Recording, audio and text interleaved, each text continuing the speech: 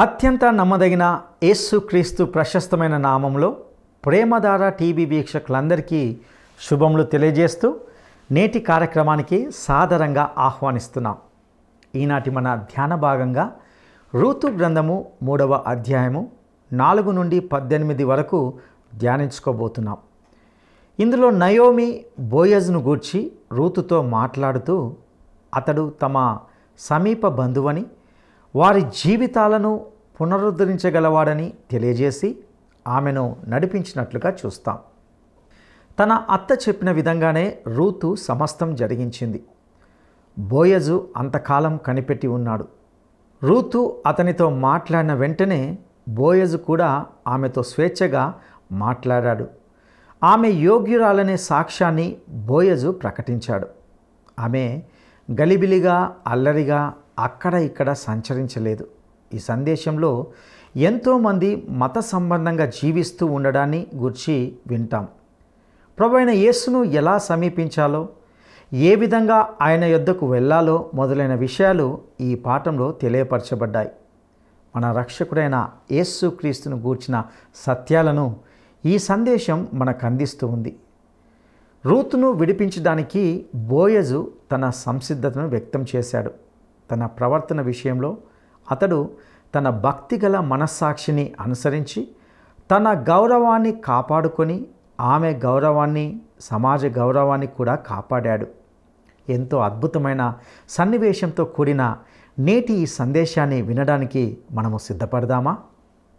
ప్రియ శ్రోతలారా, ఈ రోజున మన వాక్య పాఠంలో రూతు గ్రంథం 3వ అధ్యాయం 4 నుండి 18వ వచనం వరకు వినబోతున్నాము. నయోమి రూతుతో మాట్లాడుతున్నది. బోయజు పండుకొనిన తరువాత అతడు పండుకొనిన స్థలమును గుర్తెరిగి లోపలికి పోయి అతని కాళ్ల మీద ఉన్న బట్ట తీసి పండుకోవాలి. నీవు చేయవలసిన దానిని అతడు నీకు తెలియచేస్తాడు. ఈ వచనంలో మనకు గొప్ప పాఠం ఉన్నది. చాలామంది సంఘంలో సభ్యులవుతున్నారు, కాని వారు హృదయపూర్వకంగా క్రీస్తును స్వీకరించిన వారు కారు. వారు పంట కళ్ళమునకు వెళ్ళిన వారు కారు. యేసుక్రీస్తును తమ బంధు విమోచకునిగా అంగీకరించిన వారు కారు. నీవు యేసు ప్రభువు వద్దకు వెళ్ళి రూతులాగా నీవే నా బంధు విమోచకుడవు అని చెప్పాలి. నీవు క్రీస్తు దగ్గరికి కాదు, క్రీస్తు లోపలికి వెళ్ళిపోవాలి. రోమాపత్రిక 6వ అధ్యాయం 23వ వచనం, దేవుని కృపావరము ప్రభువైన యేసుక్రీస్తునందు నిత్య జీవము. రూతుకు మోషే ధర్మశాస్త్ర ప్రకారం బోయజు తన బంధు విమోచకుడు అని చెప్పడానికి హక్కు ఉన్నది. దానికి బోయజు కూడా సమ్మతిస్తాడు. ఈ కలయిక వల్ల బెత్లెహేములో యేసుక్రీస్తు పుట్టడానికి మార్గం ఏర్పడింది. రూతు నయోమి చెప్పినట్లే చేసింది. రూతు అన్నది, నీవు సెలవిచ్చినదంతా చేస్తాను. అంతట రూతు కళ్ళమునొద్దకు పోయి తన అత్త ఆజ్ఞాపించినదంతా చేసింది. గమనించాలి, కళ్ళము బహిరంగ స్థలం. అందరూ పని ముగించి వెళ్ళిపోయాక రూతు వెళ్ళి అత్త తనతో చెప్పినట్లే చేసింది. బోయజు మనస్సులో సంతోషించున్నట్లు అన్నపానములు పుచ్చుకొని లోపలికి పోయి ధాన్యపు కుప్ప వద్ద పండుకున్నప్పుడు ఆమె మెల్లిగా పోయి అతని కాళ్ల మీద ఉన్న బట్టను తీసి పండుకున్నది. బోయజు తల కింద దిండు ఉన్నది. ధాన్యపు కుప్ప వద్ద పండుకున్నాడు. అతని కాళ్ల మీద బట్ట కప్పి ఉన్నది. ఆమె అతని పాదాల చెంత పండుకున్నది. మధ్యరాత్రి యందు అతడు ఉలిక్కిపడి తిరిగి చూచినప్పుడు ఒక స్త్రీ అతని కాళ్ల వద్ద పండుకొని ఉన్నది. అతడు నీవెవరివి అని అడుగగా ఆమె అన్నది, నేను రూతు అనే నీ దాసురాలిని. నీవు నాకు సమీప బంధువుడవు గనుక నీ దాసురాలి మీద నీ దుప్పటి కొంగు కప్పు. ఆ రాత్రి చాలా చలిగా ఉంది. తన కాళ్ల మీది బట్ట ఎవరో తీసినట్లు అలికిడి అయింది. లేచి కూర్చున్నాడు. అటు ఇటు చూచాడు. అక్కడ ఒక స్త్రీ కనబడింది. నీవెవరు అని అడిగితే ఆమె తనను తాను పరిచయం చేసుకుంటున్నది. నేను నీ దాసురాలను అంటున్నది. అయితే నీవు నా బంధు విమోచకుడవు. ఈ మాట అనగానే బోయజుకు ఎక్కడలేని ఉత్సాహము, ధైర్యము కలిగాయి. ఇప్పుడు నోరు తెరిచి ఆమెతో స్వేచ్ఛగా, ఆప్యాయంగా మాట్లాడుతున్నాడు. 10వ వచనం, అతడు, నా కుమారి, యెహోవా చేత నీవు దీవెన నొందిన దానవు. కొద్దివారినే గాని గొప్పవారినే గాని యువకులను నీవు వెంబడించనందుచేత నీ మునుపటి సత్ప్రవర్తన కంటే ఇప్పటి సత్ప్రవర్తన మరీ ఎక్కువైనది. అనగా నీవిక్కడికి వచ్చినప్పుడు అటు ఇటు చూడలేదు, నాకు భర్త ఎక్కడ దొరుకుతాడా అని వెతకలేదు, తొందరపడలేదు, న్యాయస్థానంలో ఫిర్యాదు చేయలేదు. నీ ప్రవర్తన నాకెంతో నచ్చింది. ఎంతో వినయంతో నీ హక్కులను గురించి మాట్లాడుతున్నావు. ఈ విధంగా నీవు యెహోవాను మహిమపరుస్తున్నావు. ఇదే మాట నీ నోటి నుంచి రావాలని ఇంతకాలం కనిపెట్టి చూస్తున్నాను. నీ హక్కును నేను మన్నిస్తున్నాను. ఆ విషయమై తగిన చర్య తీసుకుంటాను. ప్రియ శ్రోతలారా, ఇది ఎంత చక్కని సన్నివేశమో చూచారా? యేసుక్రీస్తు నీకు నాకు రక్షకుడు, ప్రభువు. ఆయన మనల్ని ఎంతో ప్రేమించాడు, మన కోసమై ప్రాణం పెట్టాడు, మనల్ని విమోచించాడు. ఆయన ఇప్పుడు సజీవుడు. బోయజు ఏమంటున్నాడో వినండి. కాబట్టి నా కుమారి, భయపడవద్దు, నీవు చెప్పినదంతా నేను చేస్తాను. నీవు యోగ్యురాలివని నా జనులందరూ ఎరుగుదురు. శ్రోతలు గమనించండి. ఆమె అన్యురాలు, మోయాబీయురాలు. అయినా బోయజు అంటున్నాడు, నీవు యోగ్యురాలివి. నా ప్రజలందరూ నిన్ను గురించి మంచి సాక్ష్యం చెబుతున్నారు. నయోమి రూతును బాగా సిద్ధపరిచింది. ఆమెలో ఏ లోపమూ ఎవరికీ కనపడలేదు.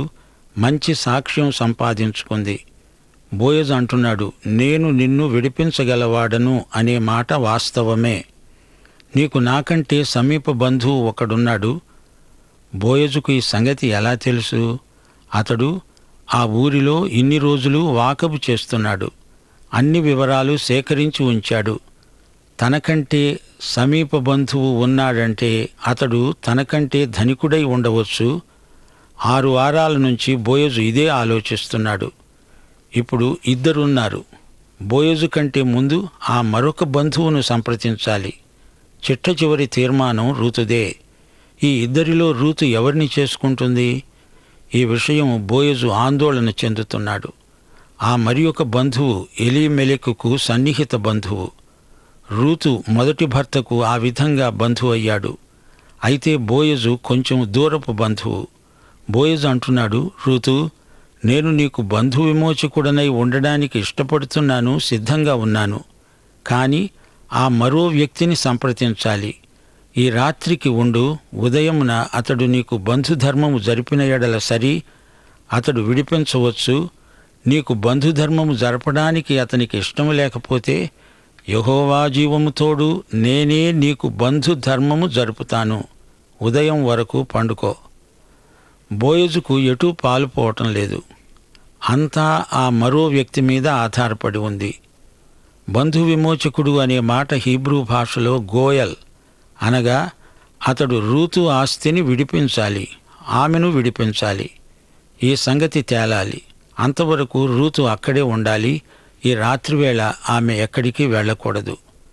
కాబట్టి ఆమె ఉదయం వరకు అతని కాళ్ల వద్ద పండుకొని ఒకరినొకడు గుర్తించేపాటి వెలుగు రాకముందే లేచింది. అప్పుడు బోయజు అన్నాడు, ఈ స్త్రీ కళ్ళమునకు వచ్చిన సంగతి ఎవరికీ తెలియచేయకూడదు. అనగా ఆ మరి ఒక బంధువు ఈ సంగతి వినకూడదు. ఈ వ్యాజ్యం తానే స్వయంగా పరిష్కరిస్తాడు. అప్పుడు బోయజు అన్నాడు, నీవు వేసుకున్న దుప్పటి తెచ్చి పట్టుకో. ఆమె అలాగే పట్టుకున్నది. అతడు 6 కొలల యవలను కొలిచి ఆమె భుజము మీద ఉంచగా ఆమె పురములోనికి వెళ్ళింది. ఆమె బోయజు ఇచ్చిన బహుమానాన్ని కృతజ్ఞతతో స్వీకరించింది. ఆమె తన అత్త ఇంటికి వచ్చినప్పుడు అత్త అన్నది, నా కుమారి, నీ పని ఎలా జరిగింది? ఆమె ఆ మనుష్యుడు తనకు చేసినదంతా తెలియజేసి, నీవు వట్టి చేతులతో నీ అత్త ఇంటికి పోవద్దు అని చెప్పి అతడు ఈ 6 కొలల యవలు నాకిచ్చాడు అన్నది. అప్పుడు నయోమి అన్నది, నా కుమారి, ఈ సంగతి నేటి దినమున నెరవేరిస్తేనే కాని ఆ మనుష్యుడు ఊరకుండడు. గనుక ఇది ఎలాగు జరుగుతుందో తెలిసే వరకు ఊరుకో. నయోమి అడుగుతున్నది, నీ పని అయినదా? అంటే ఇప్పుడు నీవు శ్రీమతి బోయజువా? రూతు చెప్పిందంతా విని నయోమి ఆశ్చర్యపోయింది. రూతు, నీవేమీ కంగారు పడకు, నీవు నిశ్చింతగా ఉండిపో. నిన్ను విమోచించడం బోయజు పని. సోదరీ సోదరులారా, మనకు గొప్ప రక్షకుడున్నాడు. ఆయన మనల్ని రక్షించడానికి సమస్తము చేశాడు. యోహాను శుభవార్త 17వ అధ్యాయం 4వ వచనంలో ప్రభువు తన ప్రార్థనలో అన్నాడు, తండ్రి, చేయటానికి నీవు నాకిచ్చిన పని నేను సంపూర్ణంగా నెరవేర్చి భూమి మీద నిన్ను మహిమపరిచాను. శిలువ మీద యేసు ప్రభువు మన విమోచన కార్యాన్ని సంపూర్ణం చేశాడు. యోహాను శుభవార్త 19వ అధ్యాయం 30వ వచనంలో శిలువ మీది నుండి ప్రభు అన్నాడు, సమాప్తమైనది. మన పాపాలకు ఆయన విమోచన క్రయం చెల్లించాడు. నీ రక్షణకు నీవు చేయవలసింది ఏమీ లేదు, అంతా ఆయనే చేశాడు. ఇది గ్రహించినప్పుడు మన హృదయాలలో ఎంతో శాంతి. మన యోగ్యత ఏమాత్రమూ లేదు. విమోచన క్రియ పూర్తిగా యేసు ప్రభువే చేసి ముగించాడు. ఆయన మనుష్య కుమారుడై శిలువ మీద పైకి ఎత్తబడ్డాడు. యోహాను శుభవార్త 3వ అధ్యాయం 14-15 వచనాలు. అరణ్యములో మోషే సర్పమును ఎలాగు ఎత్తాడో అలాగే విశ్వసించే ప్రతివాడు నశింపక ఆయన ద్వారా నిత్యజీవం పొందినట్లు మనుష్య కుమారుడు ఎత్తబడాలి. అందుకే 2000 సంవత్సరాల క్రిందట యేసు మానవుడై మన మధ్యకు దిగి వచ్చాడు. హెబ్రీ పత్రిక 10వ అధ్యాయం 5వ వచనంలో పౌలన్నాడు, దేవా, నీవు నాకొక శరీరమును అమర్చావు, బలి అర్పణము నీవు కోరలేదు. పాత నిబంధనలోని బలులన్నీ యేసుక్రీస్తు వైపునకే చూపుతున్నాయి. మనల్ని రక్షించేది యేసుక్రీస్తు. క్రీస్తునందు విశ్వాసముంచు అన్నప్పుడు మనల్ని రక్షించేది విశ్వాసం కాదు, క్రీస్తు. క్రీస్తు రక్తమే మన విమోచన క్రయం.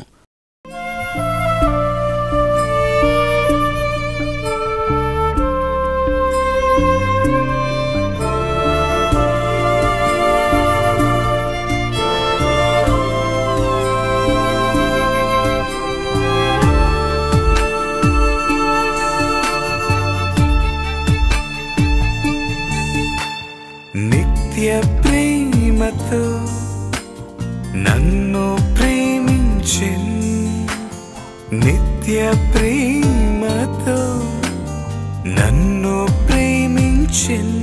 తల్లి ప్రేమను మించినదే, లోక ప్రేమను మించినదే.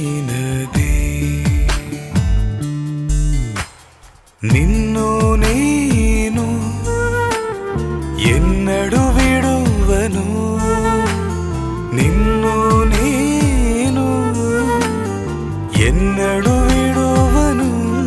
నిత్యము నీతోనే జీవింతు, సత్య సాక్షిగా జీవింతు.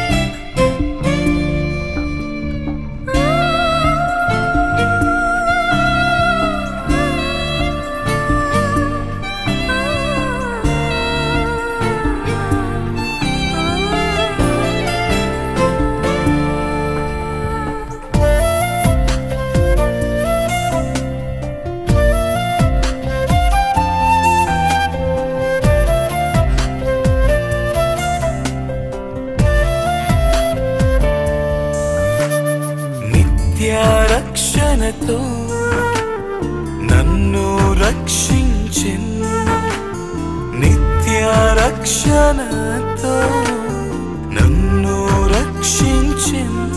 ఏక రక్షకుడు యేసే, లోక రక్షకుడు యేసే. నీ చిత్తమును చేయుటకై, నీ పోలికగా ఉండుటకై, నీ చిత్తమును చేయుటకై, నీ పోలికగా ఉండుటకై నా సర్వము నీకే అర్పింతు. పూర్ణానంద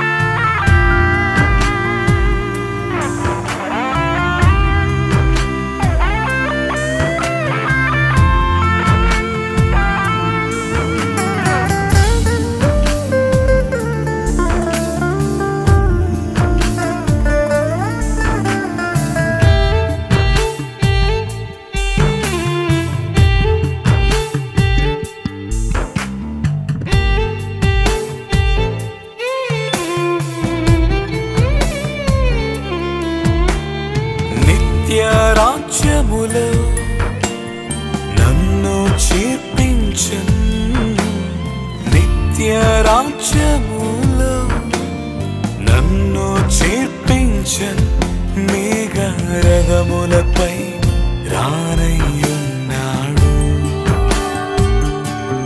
యేసు రాజుగా రానయ్యున్నాడు. ఆరాధింతును సాష్టాంగపడి, ఆరాధింతును సాష్టాంగపడి, స్వర్గరాజ్యములో యేసు సత్యదైవం యేసు. నిత్య ప్రేమతో నన్ను ప్రేమించెను, నిత్య ప్రేమతో నన్ను ప్రేమించెను. తల్లి ప్రేమను మించిన లోక ప్రేమను మించినదే. నిత్య ప్రేమతో నన్ను ప్రేమించెను, నిత్య ప్రేమతో నన్ను ప్రేమించెను. తల్లి ప్రేమను మించినదే,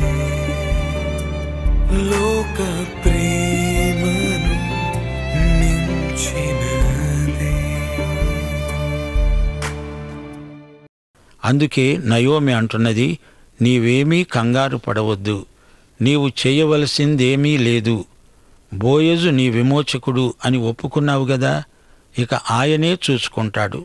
విమోచించే పని ఆయనదే.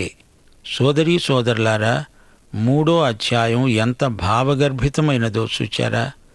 రూతు నయోమి మాటలను నమ్మింది. బోయజు రూతును నమ్మాడు. బోయజు పంట కళ్ళంలో పడుకున్నప్పుడు మనిషి అలికిడిని బట్టి ఉలిక్కిపడి లేచాడు. రూతును చూచి ఆశ్చర్యపోయాడు. తన పాదాల చెంత ఉన్న వ్యక్తి రూతు. రూతు యెహోవా రెక్కల నీడన విశ్రమించటానికి వచ్చింది. బోయజు దేవుని ప్రతినిధిగా రూతును కాపాడాడు. రూతు యోగ్యురాలు.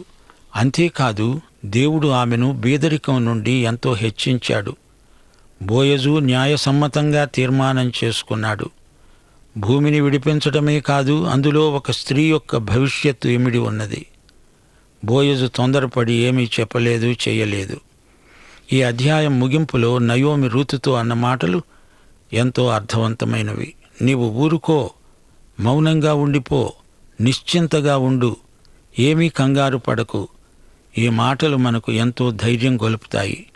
నయోమి యొక్క భక్తి, ఆమె విశ్వాసము ఈ మాటలలో వ్యక్తమవుతాయి. అంతేకాదు, ఆమె సహనము, దూరదృష్టి ఈ మాటలలో గర్భితమై ఉన్నాయి. మాట్లాడవలసిన సమయం ఉన్నది, మౌనముగా ఉండవలసిన సమయం కూడా ఉన్నది. పనిచేయవలసిన సమయం ఉన్నది, ఊరుకోవలసిన సమయం కూడా ఉన్నది. చింత యావత్తు దేవుని మీద వేస్తే విశ్వాసి నిశ్చింతగా ఉండిపోగలడు. సోదరీ సోదరులారా, మనము దేవుని జతపని వారము. అయితే మనం హద్దు మీరి పని చేయకూడదు. చేయవలసినంత వరకు చేసి మిగతాది ఆయనకు అప్పగించటం వివేకం అనిపించుకుంటుంది. నేనే అంతా చేశాను అనే స్థితికి విశ్వాసి ఎన్నడూ రాడు, రాలేడు, రాకూడదు. మనము కొంతవరకే పని చేయగలం. ఆ తరువాత నిరీక్షణతో ఊరుకోవాలి. అనేక మంది ఈ సత్యాన్ని గ్రహించక చిక్కుల్లో పడిపోతారు. అందుకే దావీదురాజు గానం చేశాడు. దేవుడంటున్నాడు, ఊరకుండండి, నేనే దేవుడనని తెలుసుకోండి. విశ్వాసి ఎట్టి పరిస్థితుల్లోనూ మనశ్శాంతిని కోల్పోకూడదు. సమస్తము దేవుని చేతిలో ఉన్నది. రూతు ఇప్పుడు నిశ్చింతగా ఉండాలి. జరగవలసిందంతా బోయజే జరిగిస్తాడు. యేసు ప్రభువును చూడండి. ఆయన మన మధ్య ఎంతో పనిచేశాడు. ఎన్నెన్నో అద్భుతాలు చేశాడు. ఎంతో మాట్లాడాడు. తీరా శిలువ మీద వేలాడవలసి వచ్చినప్పుడు బొచ్చు కత్తిరించే వాని ఎదట గొర్రె పిల్లవలే ఆయన ఎంతో మౌనం వహించాడు. ప్రియ విశ్వాసులారా, శక్తి వంచన లేక పని చేయండి. అది ఆయన చేయిస్తున్న పని. ఆయన ఊరుకోమన్నప్పుడు ఊరుకోండి. ప్రశాంత చిత్తులై ప్రార్థనలో ఉండండి. ఆయన మనకు ఎప్పుడూ మేలే చేస్తాడు. ఆయన చిత్తమే మన పట్ల జరగాలి, ఫలితాలు ఆయనకే అప్పగించాలి. ఈ అధ్యాయం 11వ వచనంలో బోయజు అన్నాడు, నా కుమారి, భయపడకు, నీవు చెప్పినదంతా నేను చేస్తాను. నీవు యోగ్యురాలివని నా ప్రజలందరికీ తెలుసు. అవును, రూతు ఎంతో యోగ్యురాలు. అదే ఆమెలోని ప్రత్యేక ఆకర్షణ, అదే ఆమె అలంకారం.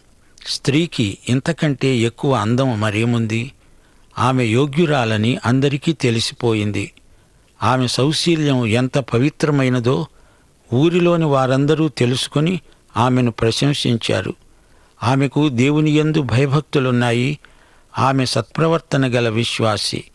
ఆమె అవలంబించిన నైతిక ప్రమాణాలు ఉన్నతమైనవి. ప్రియ సోదరీమణులారా, రూతును చూచి మీ పరిశుద్ధ జీవితాన్ని పదిలపరుచుకోండి. ఈ రోజు వరకు అందరూ రూతు సౌశీల్యాన్ని మెచ్చుకుంటున్నారు. అలాంటి యువతులు ఈ రోజున దేవునికి కావాలి, దేవుని సంఘానికి కావాలి. ప్రియ శ్రోతలారా, ఈ అధ్యాయంలో బోయజును మీరెలా గ్రహిస్తున్నారు? అతడు మంచి పనివాడు, పొలం పనులు చక్కగా క్రమబద్ధంగా చేసుకుంటున్నాడు. తాను గొప్ప ఆస్తిపరుడైనా గర్వించక తన పనివారితో కలిసిమెలిసి ఉంటున్నాడు. ఎక్కడికి వెళ్లకుండా ధాన్యం కుప్ప దగ్గరే పడుకుంటున్నాడు. నీవు బోయజు లాంటి విశ్వాసివైతే రైతువైనా, వ్యాపారస్తుడివైనా, వైద్యుడివైనా, ఉపాధ్యాయుడివైనా, కార్మికుడివైనా నీ ప్రభువు మహిమార్థమై మంచి పని చేస్తావు. నీ కింద పనిచేసే వారిని ప్రేమిస్తావు. నైతిక ప్రమాణాలు పాటిస్తావు. అనవసరంగా ఇతరుల పనుల్లో జోక్యం కలిగించుకోవు. నీ దాతృత్వాన్ని దేవుడు ఆశీర్వదిస్తాడు, నిన్ను హెచ్చిస్తాడు. ఆస్తిపాస్తులు దేవుడు మనకిస్తే వాటికి మనం గృహ నిర్వాహకులమని పనిచేయాలి, దేవునికి లెక్క అప్పగించాలి. బోయజు ఆదర్శప్రాయుడు. దేవుడతనికి తగిన భార్యనిచ్చాడు. అందరిలో అతనికి మంచి పేరు ప్రఖ్యాతులు వచ్చాయి. బోయజు సోమరివాడు కాడు, కష్టించి పనిచేస్తాడు. ఈ రోజున దేవునికి, దేవుని సంఘానికి బోయజు లాంటి పనివారు కావాలి. నయోమి లాంటి అనుభవజ్ఞుల ప్రార్థన బలం కావాలి. ఇదే ఈ రోజున దేవుడు మన నుండి కోరేది. బోయజు రూతుల వివాహం ఎంత మనోజ్ఞమైనదో గమనించారా? రూతుకు నయోమి పట్ల ఉన్న గౌరవము, నమ్మకము ఎంతో ప్రగాఢమైనవి. నయోమి అనుభవాన్ని, ఆమె హితవాక్కును రూతు గుర్తించింది. నయోమి శ్రమల బడిలో ఎంతో నేర్చుకున్నది. రూతు బోయజు ఆదరాభిమానాలను చూరగొన్నది. బోయజు అన్నపానాలు పుచ్చుకొని సంతోషంగా ఉన్నాడు. అతని మనసు ప్రశాంతంగా ఉంది. లోపలికి పోయి ధాన్యపు కుప్ప వద్ద పరున్నాడు. అతడు ఆ సమయంలో స్థిమితంగా ఆలోచించగలడు. మధ్యరాత్రియందు అతడు ఉలిక్కిపడి తిరిగి చూచాడు. తన పాదాల మీద కప్పి ఉంచిన దుప్పటి తొలగించబడిందేమిటి? అతడు భయపడ్డాడు. ఎవరు? ఎటూ కాని వేళలో ఎవరొచ్చారు? తన కాళ్లమీది దుప్పటి ఎవరు తీశారు అంటూ ముందుకు లేచి వంగి చూచాడు. ఆమె ఒక స్త్రీ. ఆశ్చర్యం! ఈమె ఎందుకు ఇక్కడికి వచ్చినట్లు? రూతు తనను తాను పరిచయం చేసుకున్నది. లజ్జ ఉట్టిపడుతూ ఉండగా ఆమె మృదుమధురమైన మాటల్లో తనను తాను పరిచయం చేసుకున్నది. నేను నీ దాసురాలిని, నా మీద నీ కొంగు కప్పు అని అడిగింది. కొంగు అంటే నీ కాపుదల, నీ రెక్కలు అని భావం. నీవు యోగ్యురాలవు అని మెచ్చుకున్నాడు బోయజు. నీవు కోరింది పొందడానికి యోగ్యురాలవు. నేను నిన్ను విడిపించగలను, కాని నీకు నాకంటే సమీప బంధువున్నాడు, అతన్ని సంప్రదించి గాని నేనేమీ చేయలేను. బోయజు న్యాయసమ్మతంగా వ్యవహరించాడు. నయోమి అంటోంది, ఋతు ప్రశాంతంగా ఉండమ్మా, కంగారు పడకు. బోయజుకు ఈ వ్యవహారం అప్పగించి నిశ్చింతగా ఉండు. ఎంత చక్కని హెచ్చరిక! యేసు ప్రభు చేతిలో నీ భవితవ్యం ఉంది. సోదరా, సోదరి, చింతించవద్దు. నీ చింత యావత్తు ఆయన మీద వెయ్యి. ఆయన నిన్ను గూర్చే చింతిస్తున్నాడు. పాఠం సమాప్తం. యెహోవా మిమ్ములను ఆశీర్వదించి కాపాడునుగాక. యేసుక్రీస్తు మీకు తన సన్నిధిని ప్రకాశింపచేసి మిమ్మును కనికరించునుగాక. పరిశుద్ధాత్మ మీ మీద తన సన్నిధి కాంతి ఉదయింపచేసి మీకు సమాధానము కలుగజేయునుగాక. ఆమేన్. బోయజు ఎవరికి దూరపు బంధువు? బోయజు ఎవరికి దూరపు బంధువు? 1 ఎలియాజరుకు, 2 ఎలిమెలెకుకు, 3 ఎల్యాకీముకు. ఈ ప్రశ్నకు సరైన జవాబును ఈ వాట్సాప్ నంబర్కు పంపండి. మా వాట్సాప్ నంబర్ 9399952570. ప్రియులారా, ఈ సందేశం ద్వారా ఎన్నో విషయాలను తెలుసుకున్నాం. నయోమి రూతును సిద్ధపరిచింది అనగా అక్కడ ఏమి జరిగింది అని నయోమి రూతును అడిగి తెలుసుకుంది. అతడు తన పట్ల ఆదరంగా వ్యవహరించి వట్టి చేతులతో పంపక 6 కొలల యవలను ఇచ్చాడని చెప్పింది. బోయజు రూతు విషయాన్ని రహస్యంగా ఉంచాడు. అతడు ఈరోజే ఏదో ఒకటి సంగతి తేల్చేస్తాడని, అప్పటి వరకు నిమ్మలంగా ఉండుమని నయోమి రూతుతో చెప్పింది. ఒక విమోచకునిగా బోయజు వలె యేసు ప్రభువు తండ్రి చేయడానికి నీవు నాకు ఇచ్చిన పని భూమి మీద సంపూర్ణంగా నెరవేర్చానని ప్రార్థించాడు. సిలువలో మన కొరకు తన కార్యమంతటిని ప్రభువు నెరవేర్చాడు. నీ పాపాలకు సిలువపై విమోచన క్రయం చెల్లించాడు. ఇక నీవు చేయవలసిందేమీ లేదు. బలి అర్పణలను ఆయన కోరలేదు, అంతా ఆయనే చేశాడు. మన యోగ్యత అంటూ ఏది లేదు. మనం చేయవలసిందంతా ఆయనను ఒప్పుకోవడం మాత్రమే. రూతు వలె ఆయన యొద్దకు వెళ్ళడమే. బోయజు రూతు విషయంలో ఎటువంటి తొందరపాటు అనేది లేకుండా సమయోచితమైన ఆలోచనతో రూతు సమస్యను పరిష్కరించాడు. ఈ పాఠంలో నయోమి భక్తి విశ్వాసాలను చూశాం. నిశ్చితంగా ఎటువంటి ఆందోళన లేకుండా ఉండాలని రూతుకు చెప్పింది. ప్రియ సహోదరుడా, సహోదరి, యేసు ప్రభువులో విశ్వాసికి లభించగల శాంతి సమాధానాలను గూర్చి విన్నాం. యేసుక్రీస్తు నీకు నాకు రక్షకుడు, సమీప బంధువు, విమోచకుడు. ఆయన మనలను ఎంతో ప్రేమించాడు. మన కోసమై ప్రాణం పెట్టాడు. మనలను విమోచించాడు. ఆయన ఇప్పుడు సజీవుడు. ఆయనను స్వీకరించడానికి నీవు సిద్ధమేనా? అట్టి కృప దేవుడు నీకు దయచేయనుగాక. దైవాశీస్సులు. ఈ కార్యక్రమం మీకు నచ్చిందా? అయితే వెంటనే మిస్డ్ కాల్ ఇవ్వండి. బహుమతి పొందే విజేత మీరే కావచ్చు.